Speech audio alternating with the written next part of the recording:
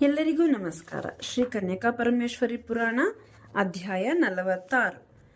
ನಾವು ಕಳೆದ ಅಧ್ಯಾಯದಲ್ಲಿ ವಿಷ್ಣುವರ್ಧನನು ಪೆನುಗೊಂಡೆಗೆ ಪ್ರವೇಶ ಮಾಡೋದು, ವಿಷ್ಣುವರ್ಧನನಿಗೆ ಅಲ್ಲಿಯ ಭಟರು ವಾಸವಿ ಆತ್ಮಾರ್ಪಣೆಯ ಬಗ್ಗೆ ವಿಷಯ ತಿಳಿಸೋದು, ಅದಾದ ನಂತರ ವಿಷ್ಣುವರ್ಧನ ಶಿರಚ್ಛೇದನ, ತನ್ನ ತಲೆ 100 ಓಳಾಗಿ ಬಿದ್ದು ತಾನು ಮೃತ ಹೊಂದೋದು, ಇದನ್ನೆಲ್ಲ ನೋಡಿದ್ದೀವಿ ಅಲ್ವಾ. ಈ ಅಧ್ಯಾಯದಲ್ಲಿ ತಂದೆಯ ಮರಣದಿಂದ ರಾಜರಾಜ ನರೇಂದ್ರನು ಚಿಂತಿಸುವುದು, ಪುರೋಹಿತರಾದ ಧೌಮರು ವಿಷ್ಣುವರ್ಧನನ ಪೂರ್ವಜನ್ಮವನ್ನು ತಿಳಿಸಿ ಪೆನುಗೊಂಡೆಯನ್ನು ಸೇರುವುದು, ಆ ಕಾಳಿಕಾದೇವಿಯಿಂದ ಬಿಡಲ್ಪಟ್ಟ ಹತಶೇಷರಾದ ರಾಜಭಟರು ಈ ದಾರುಣವಾದ ವಾರ್ತೆಯನ್ನು ಯುವರಾಜನಿಗೆ ತಿಳಿಯಪಡಿಸಿದರು. ಆಗ ಆತನು ಅಯ್ಯೋ ತಂದೆ ಎಂದು ಮಾತು ಮಾತಿಗೆ ವಿಲಾಪಿಸುತ್ತಾ, ತಮ್ಮ ತಂದೆ ಯಾವ ಕಾರಣದಿಂದ ಮರಣವು ಪ್ರಾಪ್ತಿಯಾಯಿತು, ತನ್ನ ತಂದೆಯನ್ನು ಕೊಂದವರು ದೇವತೆಗಳೇ ಆಗಿರಲಿ, ಅವರನ್ನು ತಪ್ಪದೆ ಸಂಹರಿಸುವೆನು, ಹೇಳಿರಿ ಎಂದನು. ಯುವರಾಜನ ಮಾತುಗಳನ್ನು ಕೇಳಿ ವಾಸವಿಯೊಡನೆ ವೈಶ್ಯರು ಅಗ್ನಿಪ್ರವೇಶ ಮಾಡಿದರೆಂದು ನಾವು ಹೇಳುತ್ತಲೇ ಮಹಾರಾಜನ ಶಿರವು ಹಠಾತ್ತಾಗಿ ಹೊಡೆದು ಹೋಯಿತು.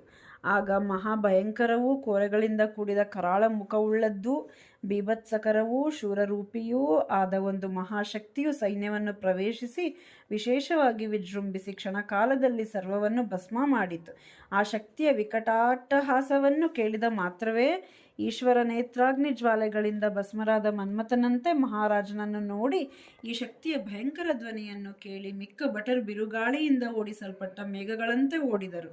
ಕೆಲವರು ದಗ್ಧರಾದರು, ಕೆಲವರು ಎಚ್ಚರ ತಪ್ಪಿದರು, ಕೆಲವರು ಹುಚ್ಚರಾದರು, ಕೆಲವರು ಗವಿಗಳನ್ನು ಸೇರಿದರು ಎಂದರು. ಆ ಭಟರ ಮಾತನ್ನು ಕೇಳಿ ಯುವರಾಜನು ದೀನನಾಗಿ ತಂದೆಯನ್ನು ನೆನೆಸಿಕೊಂಡು ವಿಲಾಪಿಸಿದನು. ಮಂತ್ರಿಗಳು ಸಮಾಧಾನ ಮಾಡಿದರು. ಅಲ್ಲಿಗೂ ಶಾಂತಿ ಹೊಂದದ ಯುವರಾಜನನ್ನು ದ್ಯೌಮನೆಂಬ ಪುರೋಹಿತನು ಈ ರೀತಿ ಸಮಾಧಾನ ಪಡಿಸಿದನು. ರಾಜೇಂದ್ರ, ಪೂರ್ವಜನ್ಮ ಕರ್ಮದಿಂದ ಪ್ರಾಣಿಗಳೆಲ್ಲರಿಗೆ ಜನನ ಮರಣ ಇವೆರಡು ಸಮಾನವಾಗಿದೆ.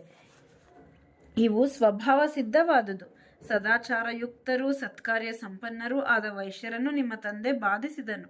ಮನ್ಮಥ ಪೀಡಿತನಾಗಿ ಪರಿಶುದ್ಧೆಯಾದ ಸತ್ಸ್ವಭಾವ ಸದ್ಗುಣ ಸುಂದರವತಿ ವಾಸವಿಯನ್ನು ಬಲಾತ್ಕಾರವಾಗಿ ಅಪೇಕ್ಷಿಸಿದನು. ಆ ತಾಯಿ ಅದನ್ನು ಸಹಿಸದೆ ಬಂಧು ಬಾಂಧವರೊಡನೆ ಅಗ್ನಿಯಲ್ಲಿ ಆತ್ಮಾರ್ಪಣೆ ಮಾಡಿದಳು. ಇಂಥ ದುಷ್ಕರ್ಮದಿಂದ ನಿನ್ನ ತಂದೆಯು ಮಂತ್ರಿಗಳ ಸಹಿತ ದಹಿಸಲ್ಪಟ್ಟನು. ಇದಕ್ಕಾಗಿ ನೀನು ದುಃಖಿಸಬಾರದು. ತಂದೆಯ ಪರಲೋಕ ಕ್ರಿಯೆಗಳನ್ನು ಜರುಗಿಸಿ ವೈಶ್ಯರನ್ನು ಸಮಾಧಾನಪಡಿಸಿ ಧರ್ಮಪ್ರಭುವಾಗಿ ಬಾಳು, ನಿನಗೆ ಮಂಗಳವಾಗುವುದು. ಹೀಗೆ ದ್ಯೌಮರು ಹೇಳಲು ಯುವರಾಜನು, ಓ ಮಹರ್ಷಿ, ಸೈನ್ಯದೊಡನೆ ಯುದ್ಧವಿಲ್ಲದೆ ಯಾವ ಕಾರಣದಿಂದ ಮರಣವು ಸಂಭವಿಸಿತು ಎಂಬುದನ್ನು ಬ್ರಾಹ್ಮಣೋತ್ತಮನೂ ಸರ್ವಜ್ಞನೂ ಕುಲಾಚಾರ್ಯನೂ ಆದ ನೀನು ವಿಸ್ತರಿಸಿ ಹೇಳಬೇಕು ಎಂದು ಹೇಳಲಾಗಿ ದ್ಯೌಮರು ಈ ರೀತಿ ಹೇಳಿದರು. ಓ ರಾಜ, ಸಾವಧಾನವಾಗಿ ಕೇಳು. ವ್ಯಾಸ ಭಗವಾನರು ನನಗೆ ಹೇಳಿದ ಕಥೆಯನ್ನು ಯಥಾವತ್ತಾಗಿ ನಿನಗೆ ಹೇಳುವೆ. ಪೂರ್ವದಲ್ಲಿ ಮಹೇಶ್ವರನ ಫಾಲಾಗ್ನಿಯಿಂದ ಮನ್ಮಥನು ಭಸ್ಮವಾದನು. ಆ ಭಸ್ಮ ರಾಶಿಯಿಂದ ಬಂಡಾಸುರನು ಹುಟ್ಟಿದನು. ವೇದ ಪಾರಂಗತರು ಯಾವ ಶಕ್ತಿಯನ್ನು ಆದಿಶಕ್ತಿ ಎಂದು ಕರೆಯುವರೋ ಅಂತಹ ದಾಕ್ಷಾಯಿಣಿಯ ಬಂಡಾಸುರನ ಸಂಹಾರಕ್ಕಾಗಿ ಲಲಿತೆಯಾಗಿ ಜನಿಸಿ ಮೂಲೋಕವನ್ನು ಪಾಲಿಸಿದಳು. ಮೃತನಾದ ಭಂಡನು ಶುಂಭನಾಗಿ ಜನಿಸಿದನು.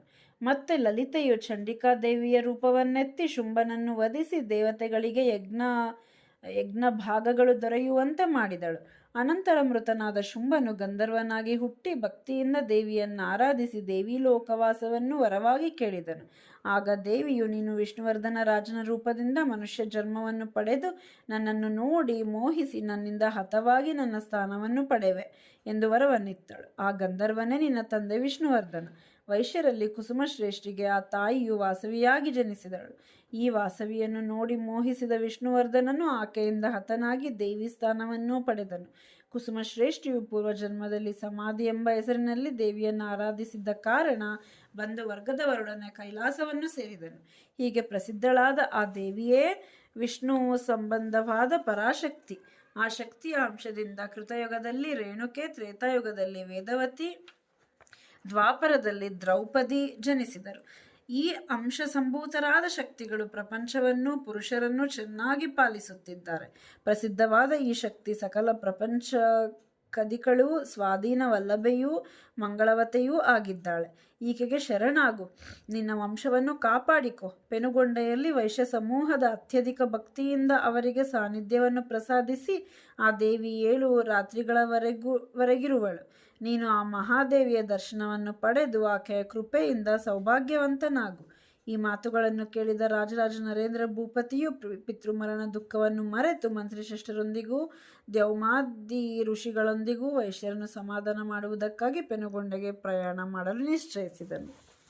ಇಲ್ಲಿಗೆ ಈ ಅಧ್ಯಾಯ ಮುಕ್ತಾಯ. ಧನ್ಯವಾದಗಳು. ಜೈ ವಾಸವಿ.